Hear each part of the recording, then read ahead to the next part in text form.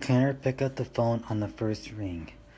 Connell, this is Simmons. Switch to the secure line to call me back. No, hello. No, how are things? The connection clicked briefly before going dead. Ah, hell, Connor mumbled. The old man never called unless something was really bothering him. Had he already heard that Ghost One had gone missing? Why else would Simmons bother with the closest call? Easy, he told himself. Don't buy trouble. You already got enough to feed variety. Switching to the red phone, he punches in a number on one of these special sequences of digits that was not scrolled or any notepad or typed into his roll blocks. Certain numbers had memorized, not that he was unattainable by persistent and persuasive enemy agents, but it was one that they would work at it a lot harder to flitch. Few people knew the inner workings of Sector 7. Those who know are aware despite the absence of formal rank. Walter Simpson was the real power in the agency. Occasionally, the lack of military experience troubled Kenny. He himself was full colonel. He had came up through the ranks in Nam and fought in combat that did not make that everything news. Had seen men and women die miserably, and alone in action. One occasion he had been forced to leave behind a fatally wounded officer, a good man and a good friend. The regs were glass clear in how to deal with such situations. He could have ordered a subordinate, a grunt, to do the job. Kidner hadn't missed the necessary final shot himself. The man has been his friend. Given the blood, he had seen the decay he had smelled and the daily horrors he had survived. Why should he have the answer to someone who had ever served the day in uniform, much less in combat? Yes, the back bothered him. The lack bothered him. On the other hand, Simon was privy to dangerous secrets and shadowy doings that Kelenar, a straightforward soldier, had desired to know. He had seen how visitors from Washington deferred to the old man. And even only verbally, Simon did not only knew where a lot of skeletons were buried, but also they knew they had come from skeletonized. The repercussions manifest themselves in small but important ways. Alone among these individuals assigned to Sector 7, only 7 could inquire of equipment, personal cash, and whatever else what happened to be needed at a mortuary just by. Dialing number. A useful man to know. To have your side. And absolutely a bit scary. Also a bit scary. Simpson and his family had been involved in Sector 7 work from its inspection. Connor snorted. It wouldn't surprise him a bit if someday the old man's son was running the show. Or, given the way things were going these days, his daughter. The voice on the other end line omitted any pleasantries. The breast cleansing did not bother Connor. He knew Simpson well enough to expect it. The old man was not deliberately rude, just like businesslike. Connell, I keep hearing things. Why do I inquire to do as a detail? The people in question murder their response. Their response. I don't like murderers. Doesn't look good in the reports. We're the 10% over budget. The supplier muttered. It's bad news. I want the status update on everything that's going on there. Don't leave anything out. And Tom. Yes, sir. Don't mutter. Might as well start with the good news, Kenner decided. Operation Iceman is on schedule, sure. Transport to the coast will begin in. He glanced at the wall clock. 38 minutes. Everything is online and on timeable. The fees transfer method the tech boys will put together function as all the models predicted. Very good, Simmons possibly, and Kellner swallowed, and he considered several possible approaches to breaking the news, and he had discovered them all. There was no way to surrogate what had happened. They were facing possibly an operational difficulty with Ghost One, sir. There, he decided that it was strict minimal. He wouldn't be allowed to get away with that. He was not.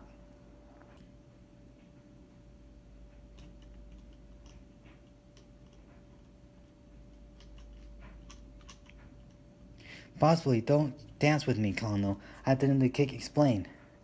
Not That was that, Connor realized. He dumped everything in the back and held back. We're currently having difficulties locating the ship, sir.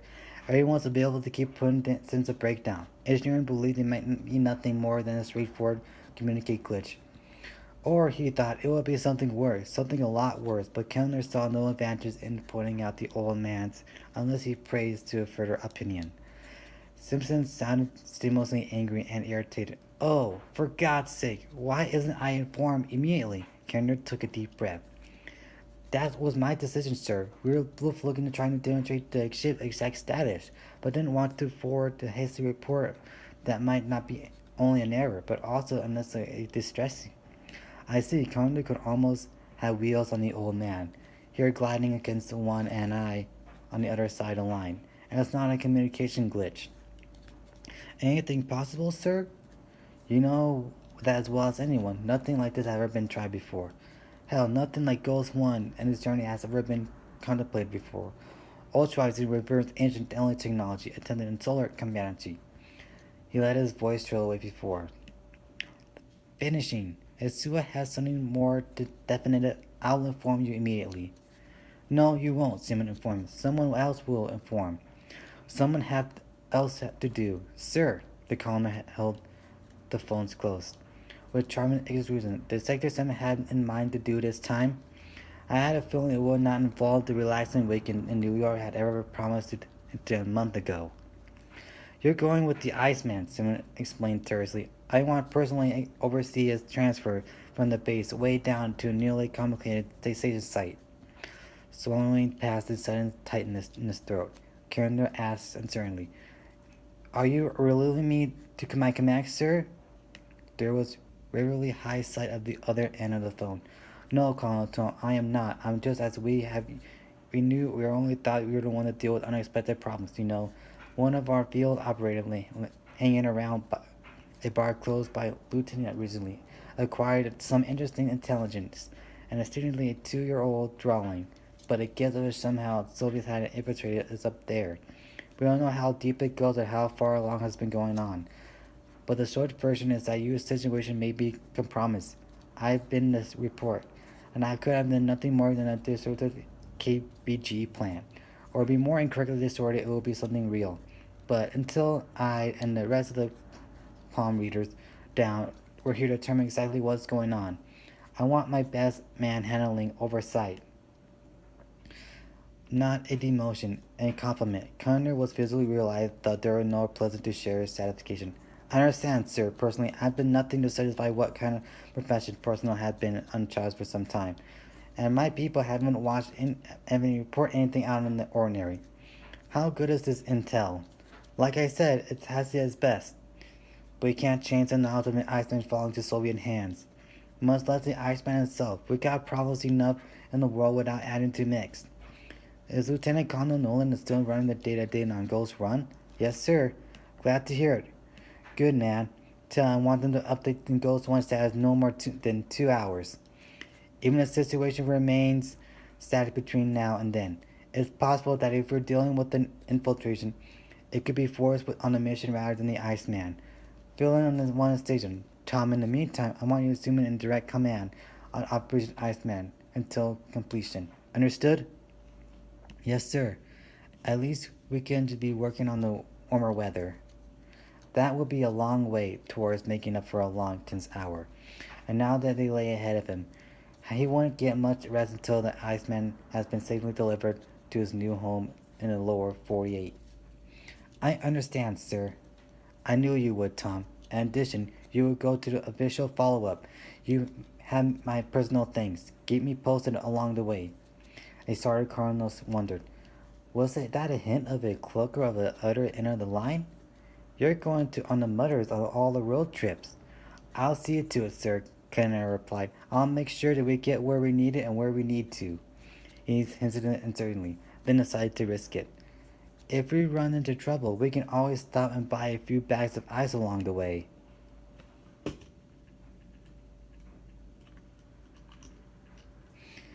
That's the spirit, Colonel. That's why I keep making sure that you get your promotions. Tom winced and replied in person, Thank you, sir. I'll be in touch. There was a click as Simmons determined the conversation. The old man was stumbled and punched in his nose.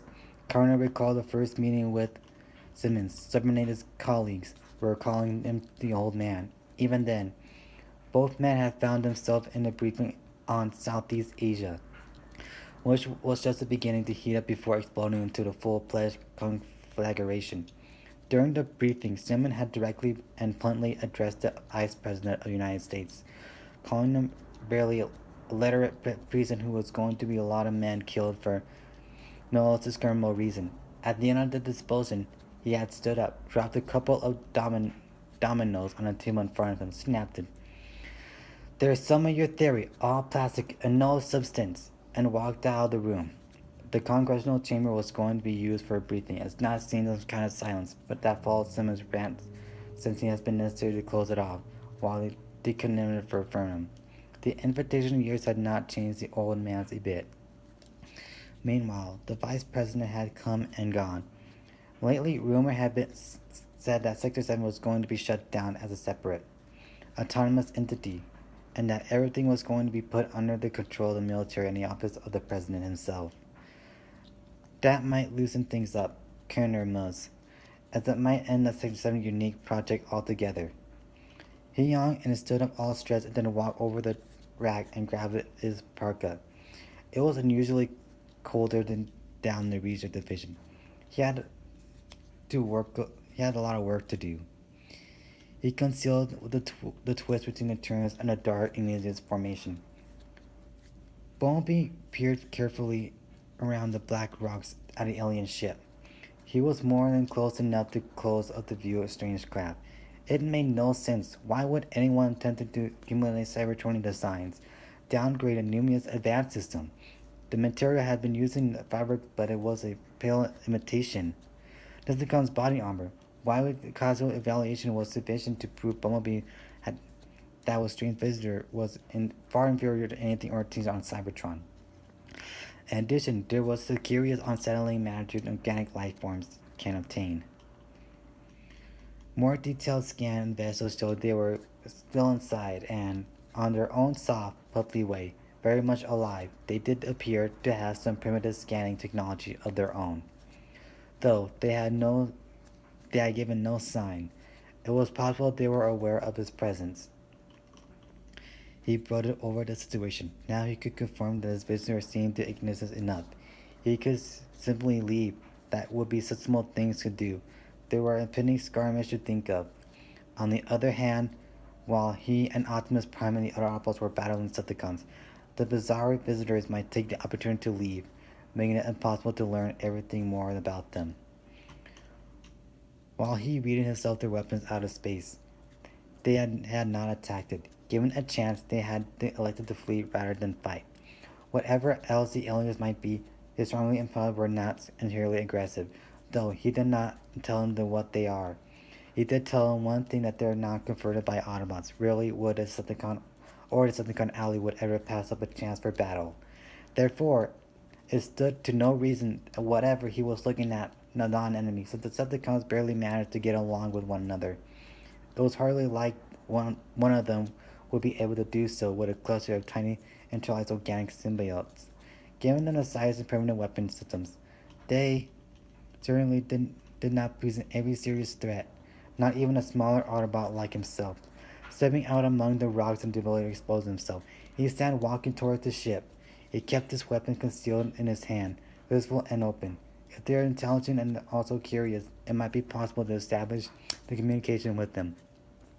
Learning their way their vessel clothes into Cybertron design might be easy or not indirectly. Optimus often said that the best scouts were the ones who took the initiative. Thought he was no large as powerful as some brethren. Intimidated with characteristic Bumblebee could boost off inequality. He called out and he moved closer. Were they able to understand the digital greeting? Did they have access to translators or to process cerebral input? A horrible familiar shape suddenly appeared from above. Bumblebee whirled it just to see the massive fleet of Starscream pummeling out of the sky and directly toward him. All thought and innocent contact were forgotten, as Bumblebee essentially ranked his options. He had little hope of defeating much larger Decepticons, who had also faster mounted, much more powerful weapons. Under the circumstances,